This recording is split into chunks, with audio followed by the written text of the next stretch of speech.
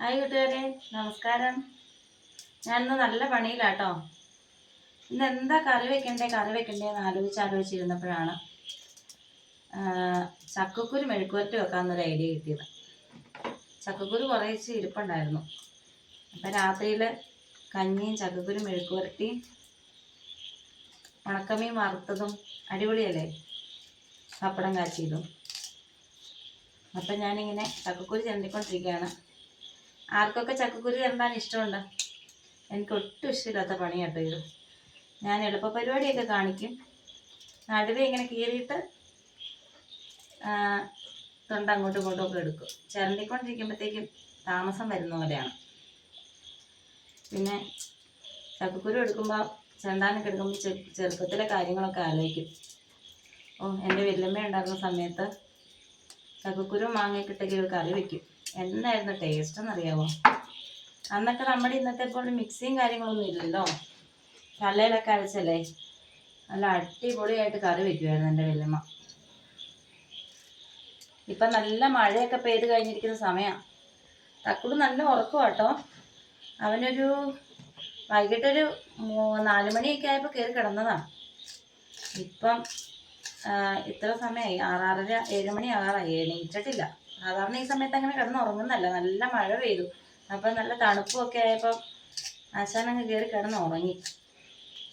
ഇനിയിപ്പം ഏറ്റു വരുമ്പോൾ നല്ല വിശപ്പായിരിക്കുമല്ലോ. അപ്പം ചൂട് കഞ്ഞിയാണെങ്കിൽ ഇഷ്ടമാണ്. അപ്പോൾ കഞ്ഞിയൊക്കെ ഇച്ചിരി മെഴുക്കുവരട്ടിയൊക്കെ വെച്ചേക്കാം എന്ന് വിചാരിക്കുന്നു.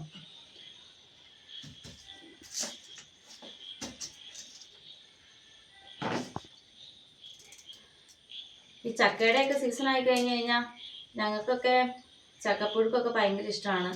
പിന്നെ ചക്ക വറക്കും. അങ്ങനെ ചക്കയും കൊണ്ടുള്ള പല പരിപാടികളും ഞാൻ ചെയ്യാറുണ്ട് കേട്ടോ. ചക്കയട. അപ്പം എൻ്റെ കൊച്ചു അമ്മയൊന്ന് മാറ്റി പിടിക്കാൻ പറയും. കാരണം ചക്കയൊക്കെ ഉള്ള സമയത്താണ് എപ്പോഴും ചക്കയും കൊണ്ട് എന്തെങ്കിലുമൊക്കെ ഉണ്ടാക്കും. ചക്ക കറി വെക്കും. പിന്നെ ചക്കക്കുരുവിൻ്റെ പരിപാടികൾ ഇതൊക്കെ തന്നെയാണ്. കപ്പ ചക്കയൊക്കെ ഞങ്ങൾക്ക് ഭയങ്കര ഇഷ്ടമുള്ളതാണ്. അപ്പം ഞങ്ങൾ മിക്കപ്പോഴും തന്നെ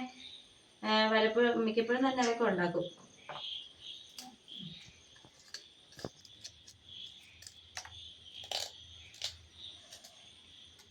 ഇതിങ്ങനെ നമ്മൾ വെളുത്തുള്ളിയൊക്കെ ചതച്ച്, കുരുമുളകൊക്കെ ചതച്ച്, വത്തലമുളകൊക്കെ ചതച്ചിട്ട് അടിപൊളി ഒരു മെഴുക്കുവരട്ടിയുണ്ട്.